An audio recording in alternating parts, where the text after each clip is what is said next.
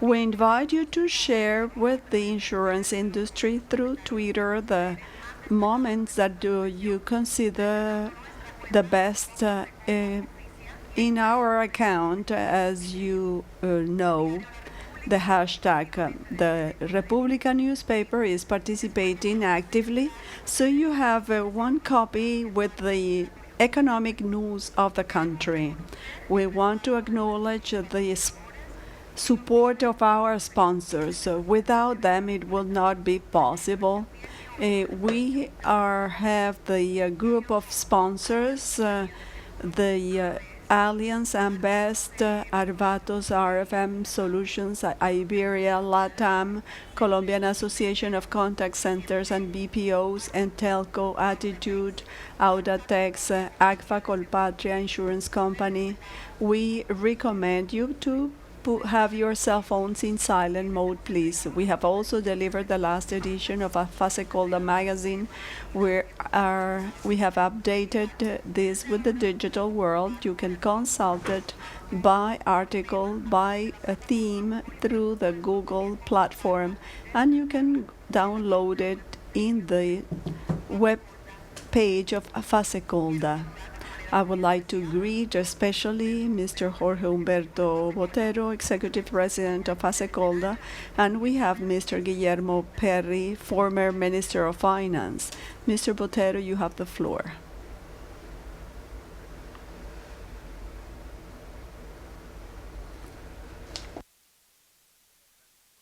Well, thank you for giving me the floor just to have the personal pleasure of introducing Guillermo Perry.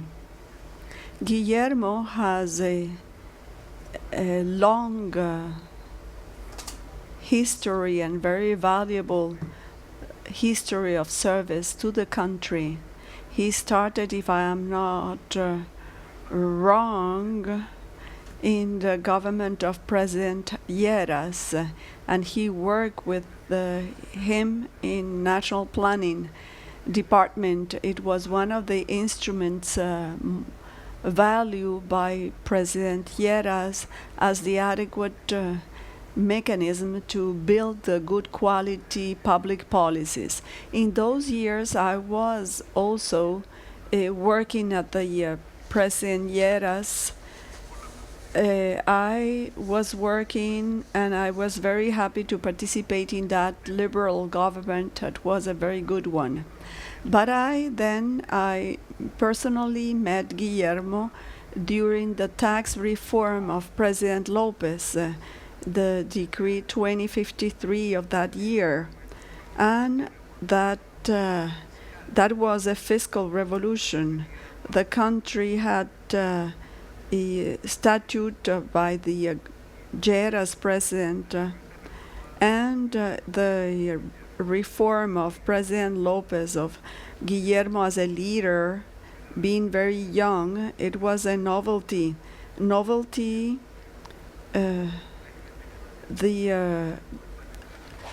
occasional earnings regime, so it was quite strange, and the presumptive income tax was also seen for the first time. You can believe that this is a good or bad instrument, but maybe in the circumstances at that time it was justified, and it was a revolutionary one when it was adopted.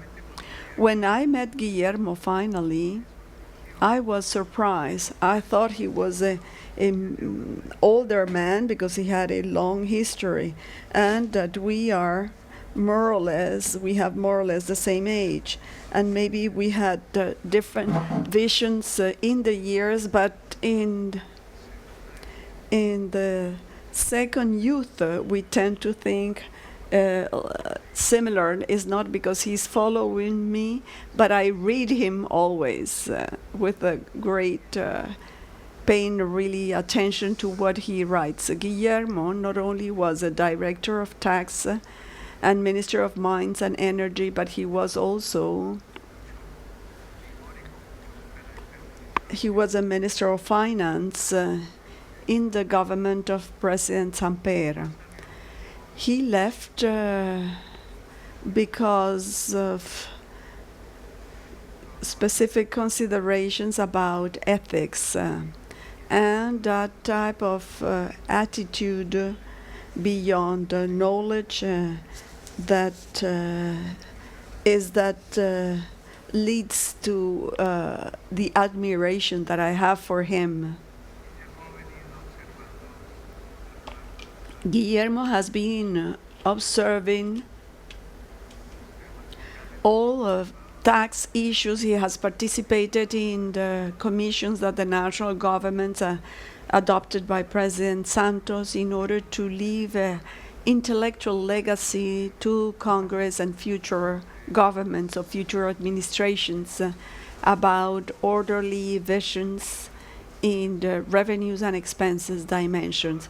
And on that base, he has been giving opinions lately in a very strict manner and with a great balance. For that reason, it is a pleasure for me to offer this time so he can illustrate us about the fiscal movements or the government has announced and that are necessary for the health of public finance, topic that was presented by Minister Carrasquilla in the opening speech.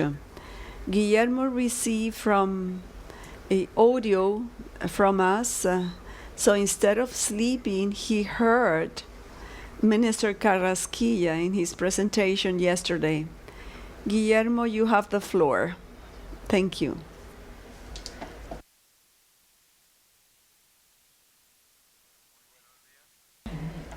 Good morning. Before all, I would like to thank Jorge Humberto and FASECOL not only for this invitation, but for the kind introduction.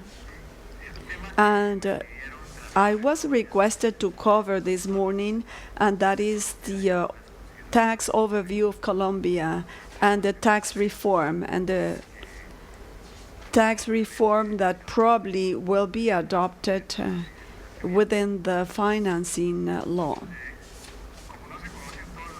Due to the fact that we do not know all the tax reforms events, so what I'm going to do, I want to warn you, I'm going to present the vision, not only my vision, but the vision of the advisory commission of 2015, comparing the diagnosis and the proposals of that commission with what has been announced by the government up to now. So with this short introduction, I would like to tell you what I'm going to try to cover. First, I'm going to point out that the country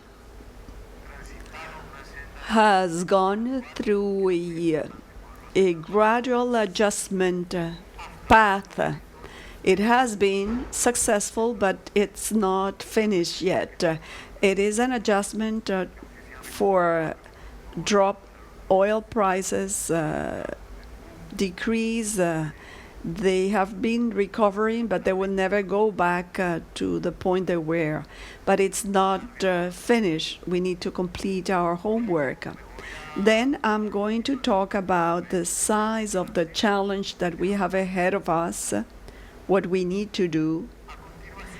Then I'm going to talk about one of the basic tasks necessary for adjustment. It's not the only one. We need to reduce expenses. The other one, we need to control the evasion. But the tax reform needs to increase the collection of funds. But at the same time, we want the tax reform to improve competitiveness of companies. So we are going to have an issue on how to fix this circle. We want more collections, but we want to alleviate the burden of companies. And that circle is not an easy task. So, and finally, I would like to make some statements about political economy. And so I start with the first topic. Let's see if you can see it here. The left graph shows the real oil prices since it was discovered, and it was a basic source of energy in the world in the middle of the 80s. This is a real cost was high. Then they were improving technology for production and transportation. Then it had ups and downs. In the 20 or 30, it was a war, so it was scarce and the price went up. And then you see two important leaps. Around 1972, which was the OPEP, where the large producing countries got together and had a monopoly in the market, and then the boom that we started. And I have a historical perspective to show that really it was a time of higher prices in real terms, and it was higher than when the OPEP had the power, and it was costly to produce it. So it was an exceptional boom.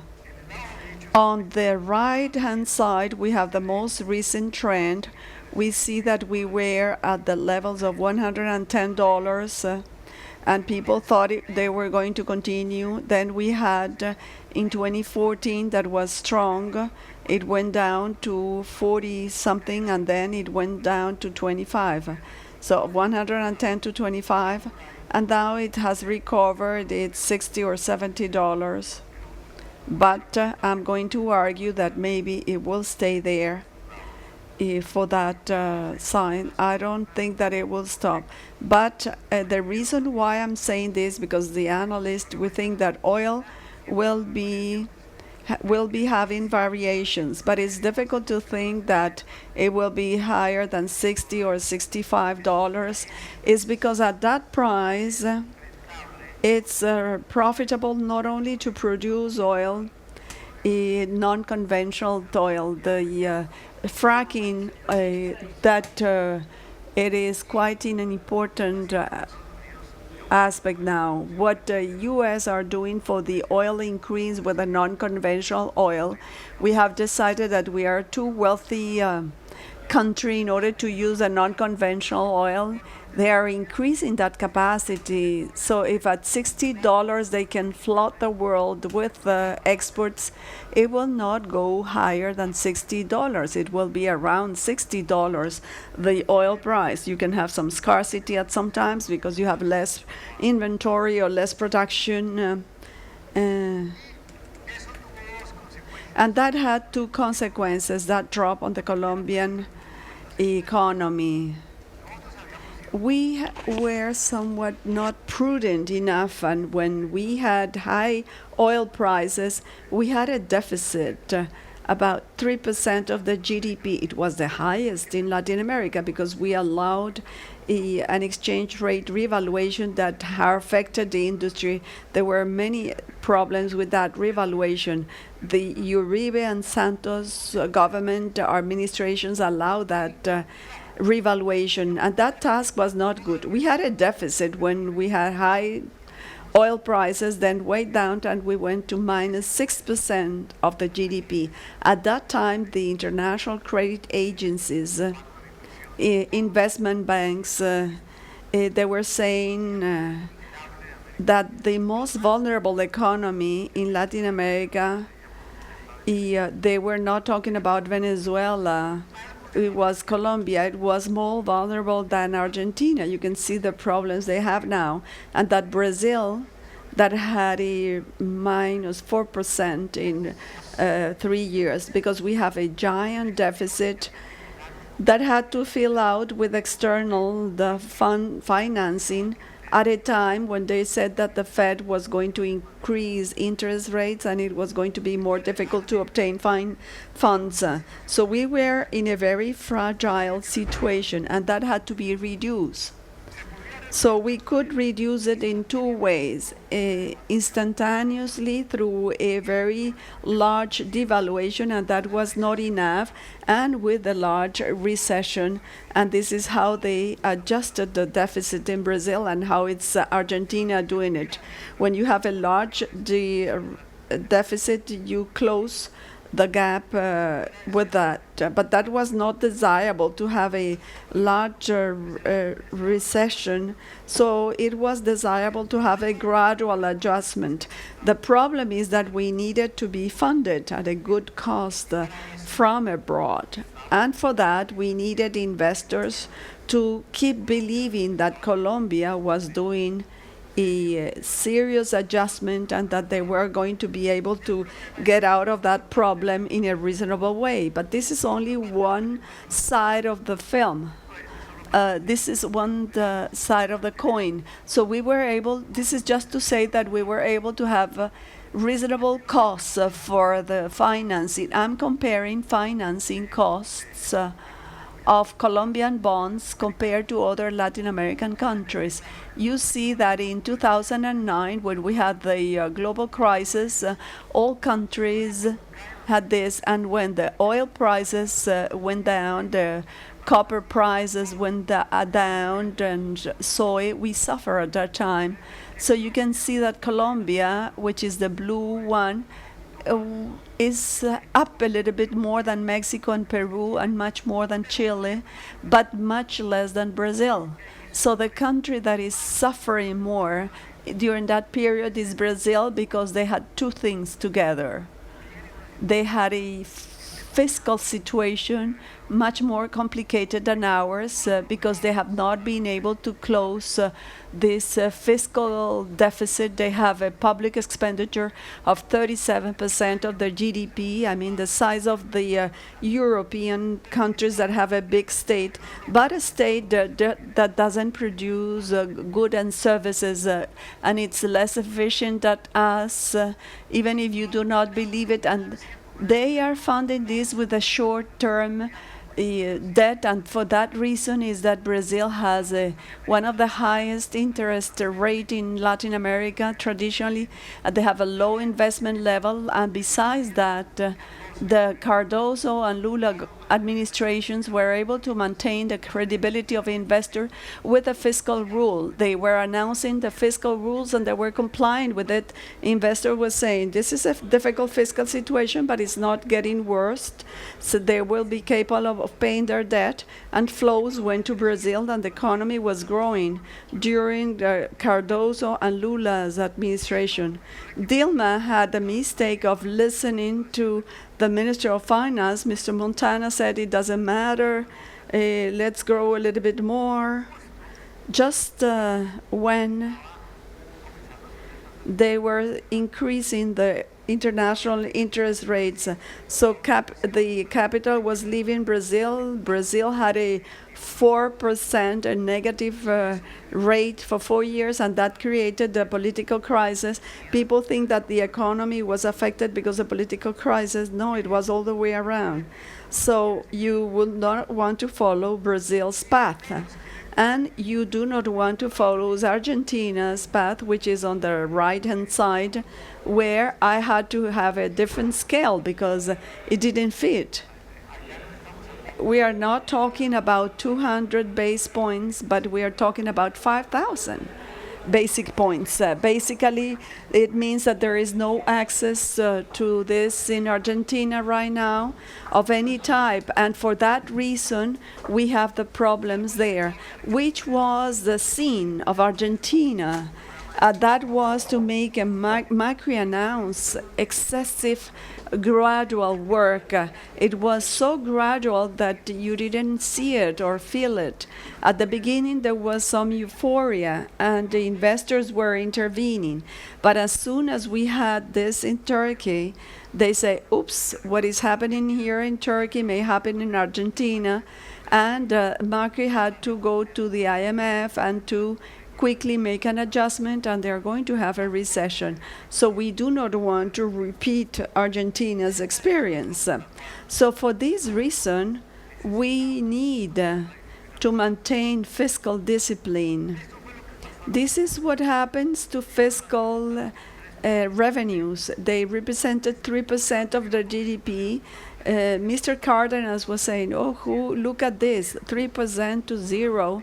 It was a violent adjustment that represented more than 15% of total government revenues. If in your company, if 50% of the revenues are going down, I mean, the government had to be blamed for this. The administration had to be blamed because they went from 1.6 to 3.3 and they didn't save.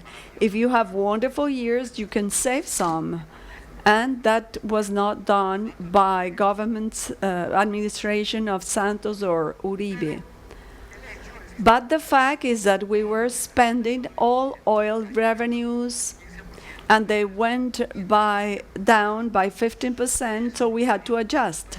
And this is what you forecast for the future. You recover, but they will never go back to what it was in the past.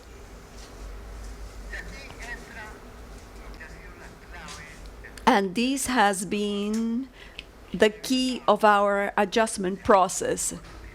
This has avoided that we are Argentina or Brazil. The fiscal rule. The fiscal rule was an instrument that Colombian economists in 2003, when the oil price started increasing, we asked the Uribe government, the President Uribe said that there were many needs that they cannot save, and a mission of public expenditure that was convened by him, directed by Mr. Botero, the Minister of Lopez.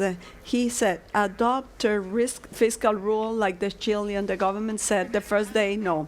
Santos government adopted, or Santos administration adopted it, but a little bit late. But they did it, so they didn't have to apply it. So the next government will have to, administration will have to apply it. So they start applying it at the end because it was gradual adjustment. These figures on the left show what the path of the structural deficit. What is this structural deficit? It's something that we do not observe, but we calculate. You calculated deficit, the difference between revenues and expenses. But the structural deficit is the difference between structural revenues, the ones that I'm going to have for sure, and structural expenses. And what is that? How can I calculate that structural revenue? I have to say what is going to be the oil price in the long term and to count only on revenues, not with the price that I have today, but with the price that I think that I can have as a guaranteed price. And what are the revenues that I'm going to have with a reasonable growth rate, not necessarily today's. And if you do the calculation, this is what we need to do at the Fiscal Rule Committee. I am a member of that committee, and I want to explain this so you can understand what we do. On the right-hand side, we see the structural agenda, which is the dark blue. In the dotted line and in the light blue, you see the path, the dotted line. This is what in April we adopted at the committee level to translate the structural goal to a current deficit path. So it was authorized, we authorized temporarily the deficit with a later adjustment to get to the target. I want to explain the importance of this because if we force the government to close the fiscal gap in 1 year, I would have to reduce the deficit of 3% of GDP. This is really enormous. We have to make, Argentina had to do adjustment that they didn't do in 6 years in 1 year.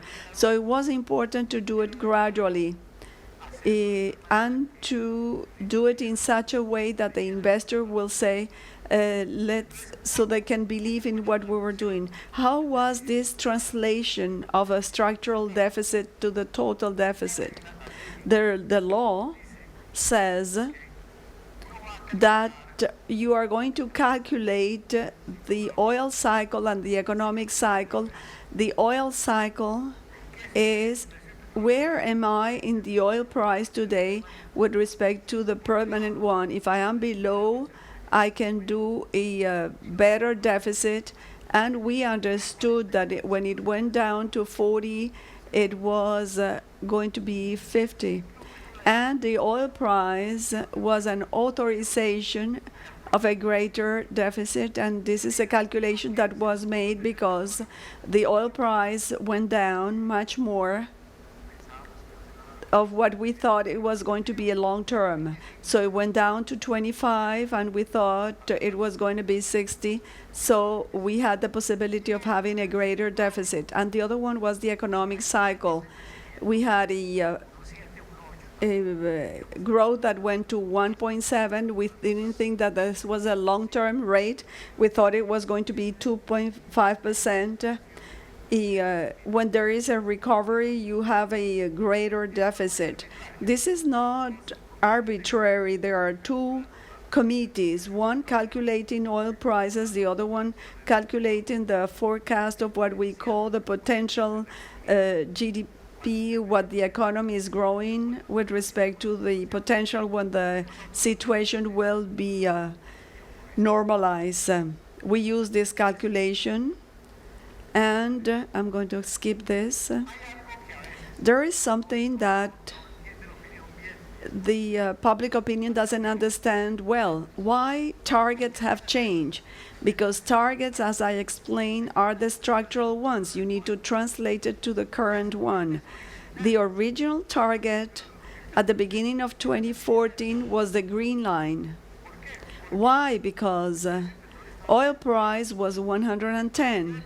And the International Price Committee was telling us it's going to be at 100. Some of us didn't believe it, and we said in the minutes and the proceedings, we said this cannot be there. We have to adopt a different forecast. But the administration was telling us, this is what the technicians are telling us. You look at the International Energy Commission, and they were saying all of that. It was difficult to argue, oh, I have a crystal ball and I know when they are going to go down and how much. We were sure that that was going to happen. We didn't know how much and by what. So we said, okay, let's adopt an average rule, 414. The 4 years have gone through. So to project or forecast not with 110 but with 90, but the price went down to 42.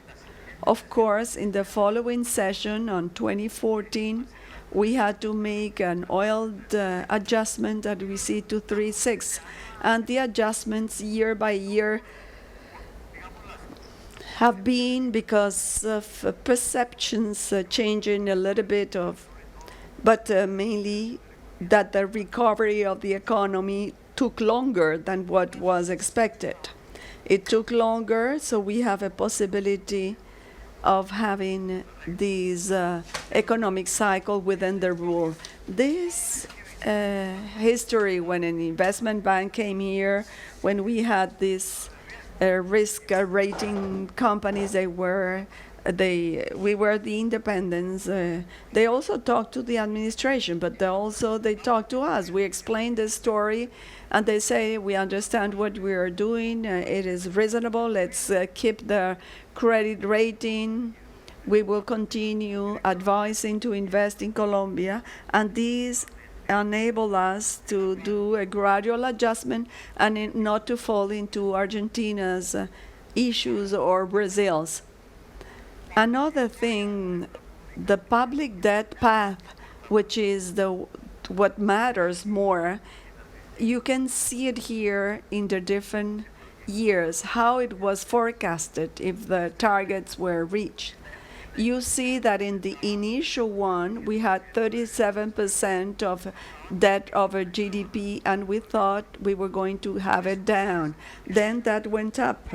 Why? Because we had a devaluation when oil prices went down. Half of the public debt was in dollars, so the debt increased. And because of the deficit that the administration was allowed to have. Then 45.3, that it's really high and the risk is high. So it is necessary to reduce it if you want to feel at ease. And the current target is the red one. If we follow the fiscal rule and the taxes we have, we're going to be 43, 41, 40.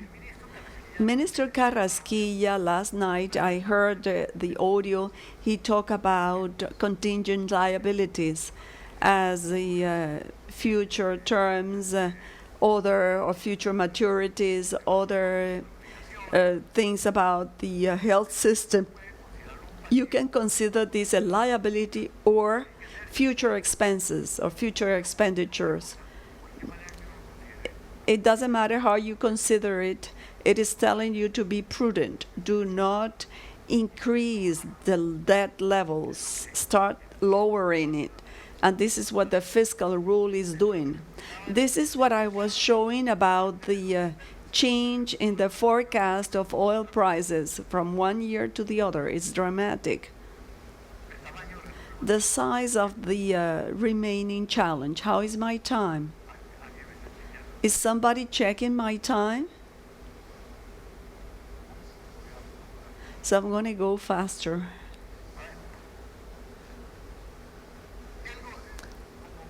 As Alberto Carrasquilla said last night, the administration has two methods to manage the deficit: the fiscal rule and the forecast of compliance. The red dotted line is the obligation of fiscal deficit, and the midterm framework of the previous administration is that we were going to comply with that. The dotted line, orange dotted line, is what FEDESarrollo, it's an independent entity, and I think that the most serious think tank, we are fortunate to have it because there is a technical opinion that is totally independent that you can check versus what the administration or other people will be saying. What FEDESarrollo is saying is that if we do not adjust the expenses or if we do not increase collection, the path is not going to be the one of the fiscal rule or what the previous administration was saying, but it's going to be the orange dotted line. And we will not be compliant with the rule, and we will have a growing gap that will be 1.5% of the GDP at the end of that period. So the debt will not go down, it will be there. And why the difference with the administration forecast? This is the government's or the administration forecast and FEDESarrollo's forecast. When you consider that the government, part of what allowed the previous administration to comply, it was the extra charge that ends in 2019, so they do not understand how come they consider that collections will continue increasing as a percentage of GDP. So FEDESarrollo is saying we're going to have a lowering of revenues. We hope that the economic activity that is growing and improvement in evasion control, it will allow us to maintain 15% of GDP in taxes. But where else we're going to get the other things?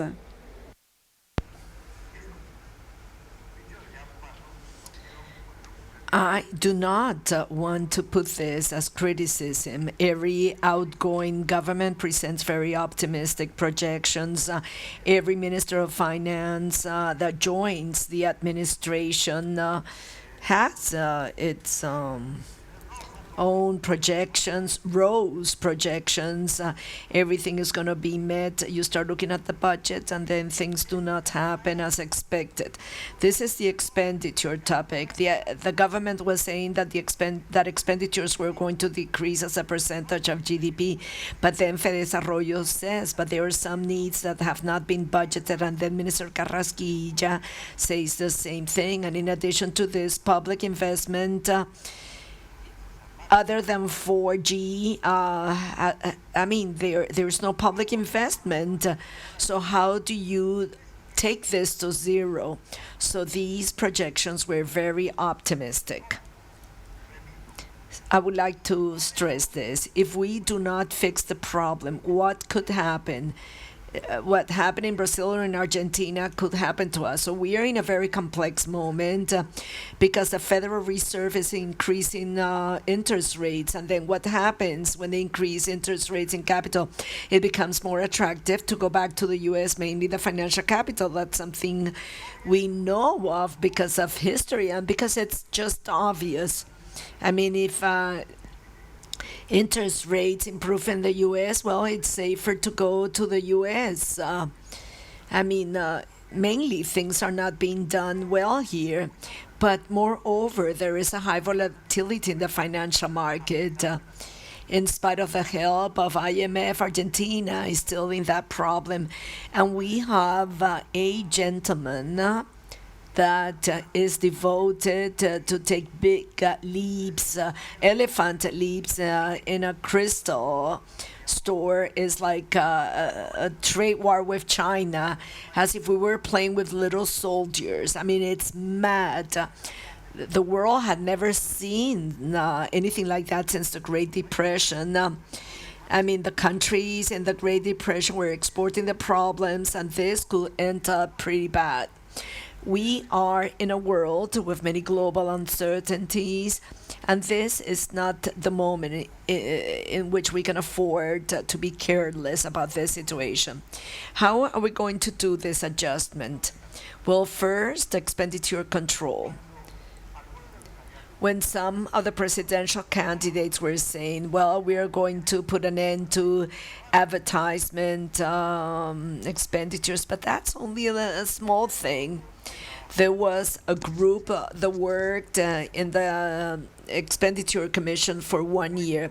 It was a group of people that were subject matters in this topic, and they arrived at the conclusion that there's a lot of things that could be done to improve public spending in terms of inefficiencies, but the short-term effect is not that great because there are many lack of flexibility. You have to pass laws. There are many things that are politically complicated. So his conclusion, and if one reads the report of the Expenditure Commission, everything that we said has to be done, but it's not going to be enough for the adjustment that we need to make now. So collections need to increase. The Consulting Commission on Tax Reform, the first thing they studied was evasion control. How can we control evasion, which is very high? And we arrived at a conclusion. It's not that easy in the short term because of one reason. Because when we went to study our tax authority, DIAN, we were struck with what had happened. DIAN 15 years ago was the fourth better tax management of Latin America. There are people that study and rate everything. So there are some subject matter experts that rate the quality of tax management. And ours was always the fourth. After Brazil, they collect a lot of taxes. With very bad taxes, they spend it very poorly, but that's another story. Secondly, the Chilean, which has always been the second one, the Argentinian, which in spite of all the problems in Argentina, they've always done a good job. And ours was the fourth. And we were struck by this because today we are ranked 14 in Latin America.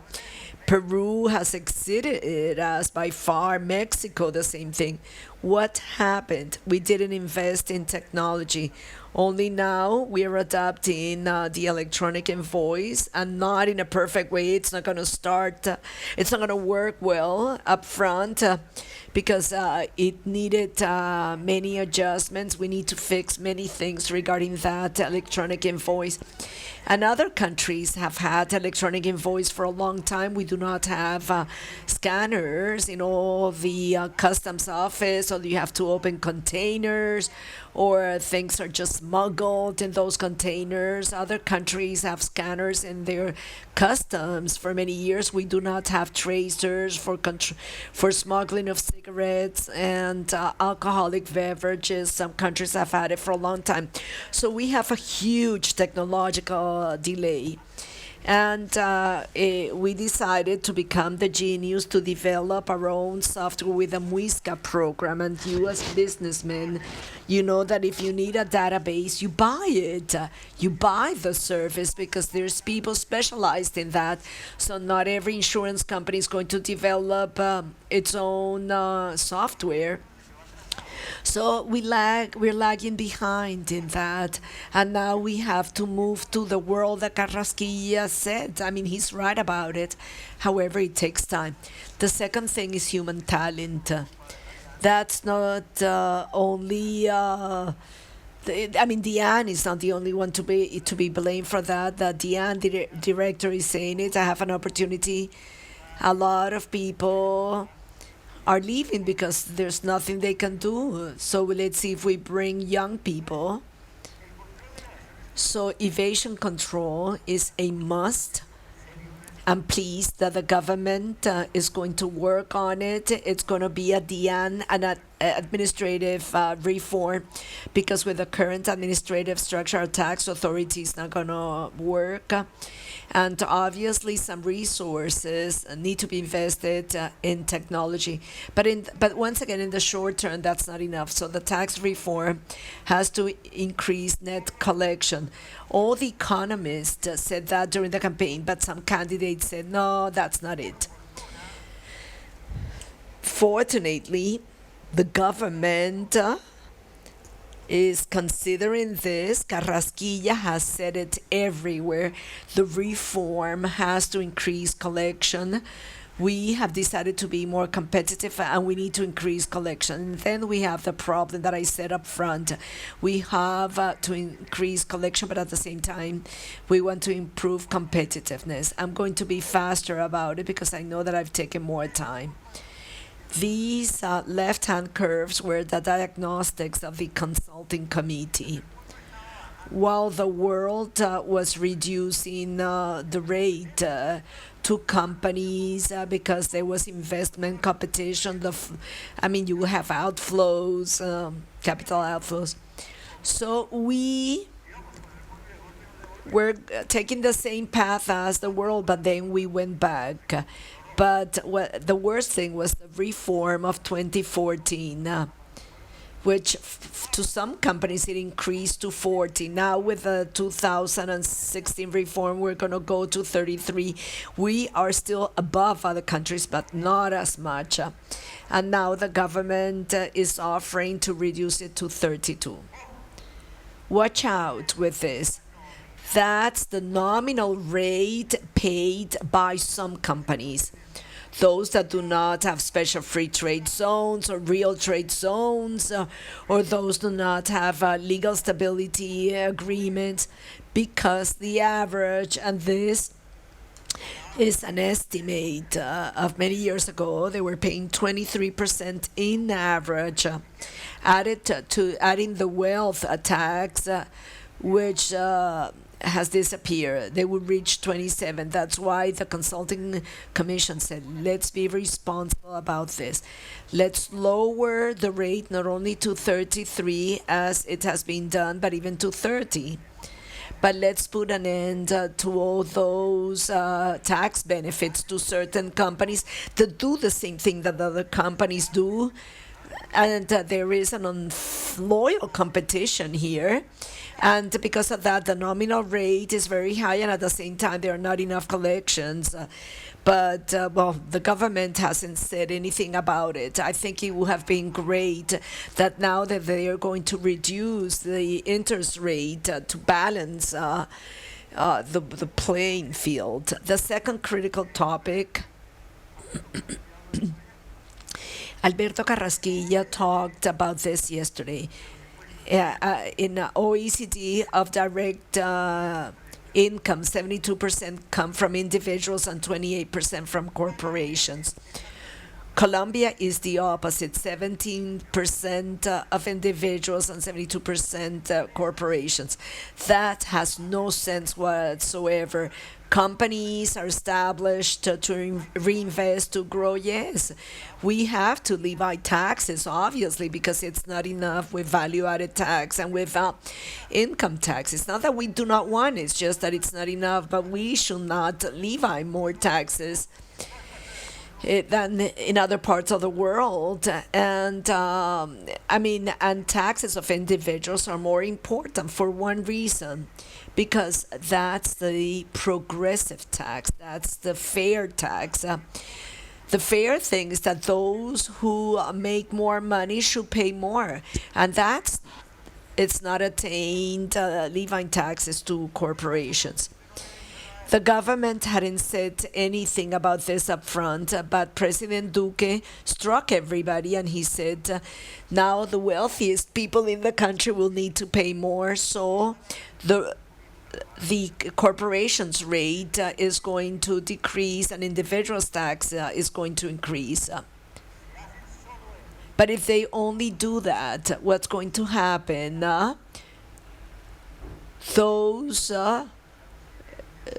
CEOs of companies, assistant managers of companies are going to pay more.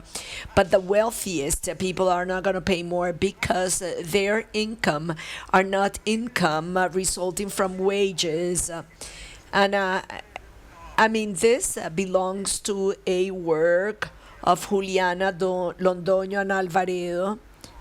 And I know that Juliana's mother is amongst us. Juliana did an excellent job. The copies, what Piketty did in developed countries. And it struck us because of the severe thing that was happening in the world, mainly in the U.S., where the income of 1% of the wealthiest was absorbing a high proportion of national income. Juliana's and Alvaredo's calculation, you have blue is US, red is Colombia, is that in Colombia there is such a high concentration in the wealthiest 1%, which is the same case in the country. So we have a concentration issue in the wealthiest level. So take a look at the line to the right-hand side. That's the average taxation line, and evasion is not taken there into account. That is what's declared versus what's paid. Effective tax rates being paid by the 1% wealthiest are of 11%. To 4 and 5% in the wealthiest level. Why? Because the highest income come from dividends and capital earnings, which are not being taxed. So that if that is not fixed, then to increase 37%, yes, but then those that earn wages are going to pay more. So there is an unbalance there. And that's a severe problem, not only from the equity standpoint. The thing is that U.S. is creating huge tensions.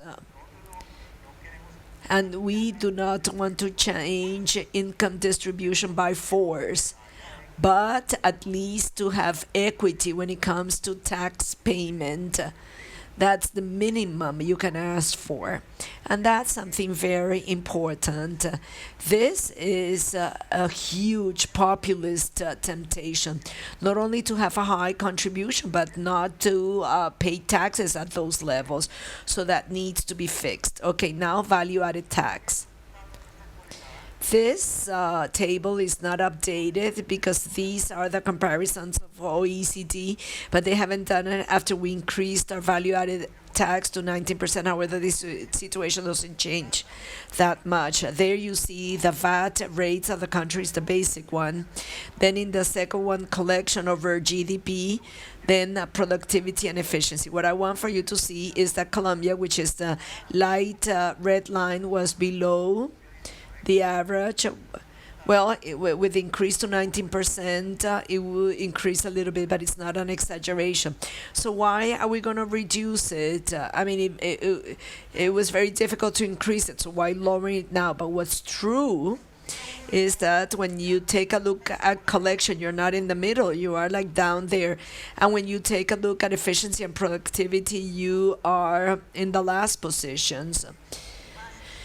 The thing is that value-added tax in Colombia has so many exemptions, and it has too many fees, too many rates here. So more than half of it do not give rise to a value-added tax. That's why our value-added tax is so inefficient. And the second problem that we have is that we had so many exemptions. Take a look at this. This is the basic popular for low-income groups. In what did they spend most of their income? They said, no, but poor people, sometimes they use blush and lipstick, and they buy Pampers. So we imposed an exemption to many things, and here you have the calculation of how many of those exemptions benefit the people of higher income. 10% of the wealthiest people take almost 20% of exemptions or benefit from that, and what benefits poor people 4% of that. So we consume much more than poor people. So because of this, the effective VAT rate is as it's shown on the right hand side. The wealthiest the person is, lowest effective value-added tax is being paid. So that's not logical. So which is the VAT solution? We said it in the consulting commission, and Carrasquilla is supporting this. We have to levy those products. The thing is, we wanted to pass everything to 10% or 5% in the first stage, and what had 10%, the idea was to increase it to 16 or 19%. They did only the last part, from 16 to 90%. And what should we do to the lowest group to return the estimate of what's been taxed through Familias en Acción, which is a program we have? And this way we have a huge collection increase, and then VAT becomes progressive. So that's a win-win. How come is it so difficult from the political standpoint? Because it's great in the Congress to say, oh no, you're really damaging the poor, but I'm benefiting from this. So I mean, this could lead to an incredible populist debate, and I think that's the best thing being proposed by the government when it comes to a tax reform. And to wrap up, since we still do not know about the government account, so the idea is that these are the proposals of the Commission, and which are the known proposals with respect to what was published last week. It's called the three combos that was proposed by Carrasquilla to the Congress. There is an internal document of the Ministry of Finance that was disclosed to the media. So the figures I'm including here are those published by the journal Dinero, but it seems that these are the effective figures of the ministry. What was proposed? to reduce from 32% to 30%. That's the corporations tax. It was a significant reduction. In 2016, it was reduced to 33. Well, I did never understood why were they proposing to reduce the tax to corporations. That was not the most important thing. The most important thing is what's coming next. We were proposing that reduction will be offset with two things: eliminating or reducing many tax benefits, which sadly enough government proposals are not even considering. And secondly, the increase in progressive effective rates to individuals, lowering the threshold, limiting extensions, and taxing capital earnings and dividends. Regarding that, what is being proposed by this administration? Carrasquilla proposed the same as the commission, but sadly enough, the president in a convention in Cartagena said, no, that's not going to move forward. And it was substituted by a higher tax to individuals with higher income, which is not a bad idea, but if it's done for everybody, if something is done with dividends and capital earnings and not only with wages. Secondly, we were proposing to have a more proportional ICA-ICA on sales per activity, since ICA is a sales tax in a company in which the margin over sales is very small. The ICA weighs too much. So the simple solution was to, okay, let's classify activities according to the sales profits ratio, and let's have differential rates. The government's proposal is a partial discount, and I think that's not technical at all. ICA is a sales tax, so how do you discount it from the income tax? Instead of doing the reform, they are proposing something which I do not find well for this. Thirdly, a full VAT discount on capital goods. That's very important for investment, because everywhere in the world, the real VAT enables you to discount what you paid in capital goods, as well as VAT is discounted or discounts the cost. In Colombia, that's not the case. At the Commission, we say we have to enable full discount to the extent that the net effect of collection of all the reform is positive, because that's worth a lot of money. So that's included in the government's proposal, but I do not see that there's an offset there. And the last one, and that's something that we proposed, to have a full deduction of taxes to financial transactions, provided that the net effect of the reform is positive. The government proposed a deduction to 50%. I think that they're going in the right direction, but my concern about the last two is not that they are not going in the right direction. The thing is, how are we going to offset it? And mainly when we go to combo 2 and 3. In combo 2 and 3, the Congress is being offered that if the Congress prefers reduce the value-added tax with the effort that was made and with the cost it has. So we said, how are we going to offset that? So in the different charts, you see the figure, and you see a very strange figure down there that increases as a foam, and it's called tax normalization. Okay, what's that normalization? That was done in the past, and it's allow hidden capitals to be declared and to pay a rate. Why does the government wants to repeat it? Because it worked that less than what was expected. It did something, but not enough, and now it is expected to work more. But how come it's going to work better now? I don't know. So take a look at the danger of those combos. You offer the government some combos. In the first combo, I give all the scrap to this. I mean, potato chips, hamburger.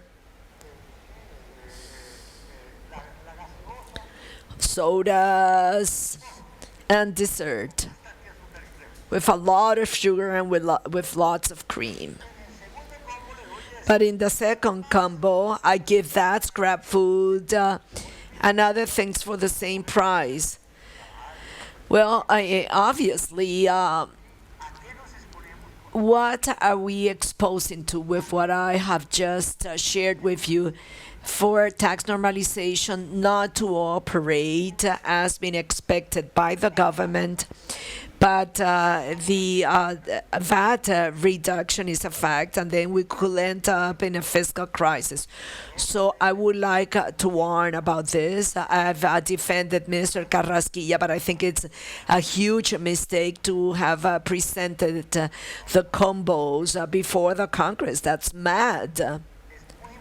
It is very important for the business sector to tell the government, hey, watch out, let's be strict about it, let's stop playing with this. Because then you said, okay, there was a crisis and it was, and then the Congress was to be blamed because they chose the wrong combo. Well, we were the ones that proposed the combo, so there is a risk with this. I want to say a couple of things.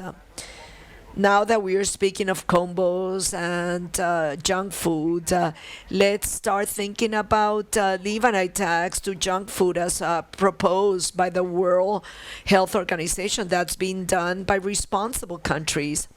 Or environmental taxes or carbon. Let's modernize a bit in that sense. And those were things that we proposed in the Commission. Something was done in the past, but it was very funny. The carbon tax, what they did was to exempt carbon. So that's like a joke. But I'm not going to dwell on it. I'm going to say two things about political economics. There is a story that strikes me, and that is those that like Frankfurts do not go to the factory. That has improved a lot. And I'm referring to the way that they manufacture Frankfurters in the past. So it's the same thing. Those who like democracy do not go and see how laws are drafted, mainly tax laws, because there you see many things. It's like a game of interest. And sometimes it is deviated through the trade associations. Even those things that happen sometimes. And how can you organize that? Through the parties, through a responsible negotiation. Important tax reforms, and Jorge Humberto talked about the one of 1974. We did it because of an economic emergency, but there's a small detail. The Congress, the following year, could change whatever they wanted from that reform. It was quite a risk. So what we did is that we went beyond what we wanted, and then the next year we presented a bill to loosen where we wanted, because we didn't want for them to destroy the reform, and we negotiated that with the party's directors, with former President Urbano Ayala, for example, and the responsible parliaments of the Liberal Party were invited, mainly of the Third Commission.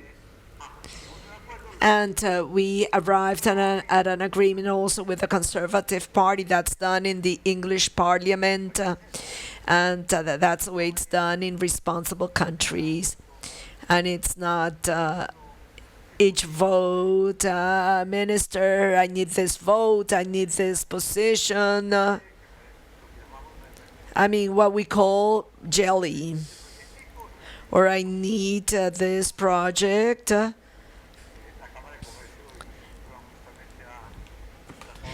And the Chamber of Infrastructure has fought that. We have quite a problem that we need to correct regarding political parties. Hopefully with this anti-corruption problems, we'll put an end to that, because that's the end, that's the origin of corruption. And that's the origin of that difficulty. and each congressman funds himself. It's like a small business, and he has some private promoters that finance the political campaign, and then they start collecting what they pay through tax exemptions and through other means. That's why we have that huge, horrible battle and quote unquote what we call jelly. Hopefully, this time we can make progress in anti corruption topics and also responsible tax reform.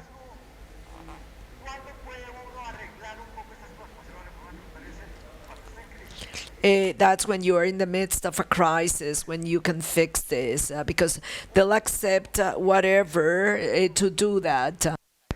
We can fall in a crisis, and they know it. They know that you can fall in a crisis, and this is what they do. In the long run, they react and they may help. But the incentive is not strong. Political leadership is clear to talk with one voice. I am worried that the government start talking in different ways. So Carrasquillo was saying one thing, the president was saying something else, the one from Dian was saying they are fixing that, and that is complicated. And the danger of combos, because if the game is not fine and the Congress took combo 2 or 3 and there is a crisis, or the Congress and the minister is not going to be there, so Jorge Humberto is going to be called to fix the problem. So I'm not desiring you this issue, but I want to conclude with this warning. I think that, as it has been said, we need to handle these seriously. The government started very well the tax reform, and it has been now becoming more complicated. And I think that the business sector will have to put some pressure so the things may be improved. Thank you very much.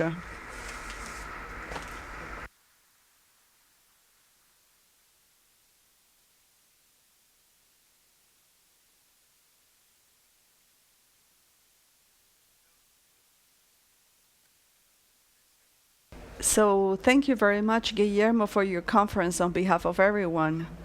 May I ask one question at least? If you said so quickly, yes, I can ask 2 questions. The first one is from the standpoint of the fiscal entity. There was a great progress, and this is basically consolidated to have a fiscal rule and to have a midterm fiscal framework. This is something that helps the country, and it will continue helping the country. But we do not have a third tool that is a mechanism of savings for excessive revenues that may obey to oil export cycles that will allow us to avoid the Dutch disease, preserving the resources in the country. So maybe a saving fund like the Norway or Chile, that we do not have it. I would like to have your consideration about this aspect. Jorge Humberto, the fiscal rule, in reality, if we comply with this, when we have a high oil prices, you are forced that. What will the government do with the savings? They do not say it in the law. And the Chileans, when they adopted their rule, sometime later, they said legally, those savings must be in foreign currency, invested in such a way. Why? Not to put pressure to the exchange rate downwards. We had a oil stabilization fund. May I have some advertising? I had to approve it when I was a Minister of Finance, but we had Cusiana, and before that we had we were saving. Unfortunately, and that fund had a clear rule. The price, the old price that was used was the average in the last years. It was not subject to the difficulties that we have now with the fiscal rule. I think that we are going to have to change some things in the fiscal rule, and I hope that we will be able to change it. But the law was expressly stating what was forcing the national government to save. Unfortunately, in a development plan of Uribe's administration, I'm trying to be equitable between the different past governments. They spend that, all the revenues that they got. And the national part, the state and the municipal part was changed by royalty funds that it's not well designed. But it was explicit that the savings were going to be maintained outside for regulation purposes. So the government today, when they will make savings, what are they going to do? The logic thing is to keep them outside. For that to be well managed, a management bank agreement with the central bank that knows how to manage international reserves and that are investing them well, they criticize the management of the central bank. The bank will manage that fund for the government. I think it's right. It may complete or fulfill the law with that. They can do it this way. Well, and just for a brief answer, the government has an important portfolio of company investments in the petrochemical sector, financial sector, air transportation sector.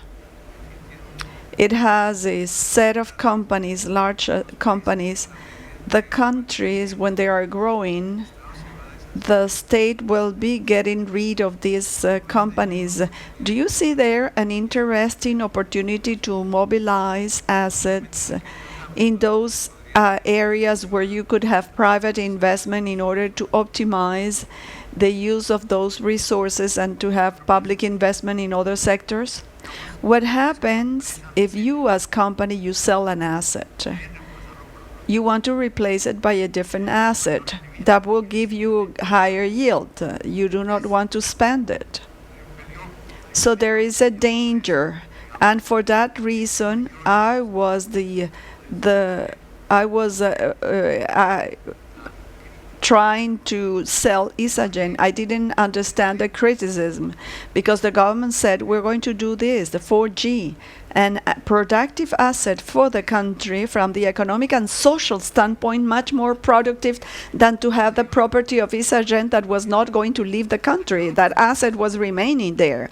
So we had two assets. So if we had one profitable asset ready and we didn't have how to finance it, we have to look at this. So the danger right now is that you sell asset to close a gap. I mean, to eat your asset. So I will be somewhat careful with that right now, because the sale of an asset will not solve a structural deficit, and this is what we're talking about. Thank you very much, Guillermo. Let's close our conversation here in order to move on time with the agenda. Thank you very much for your excellent presentation.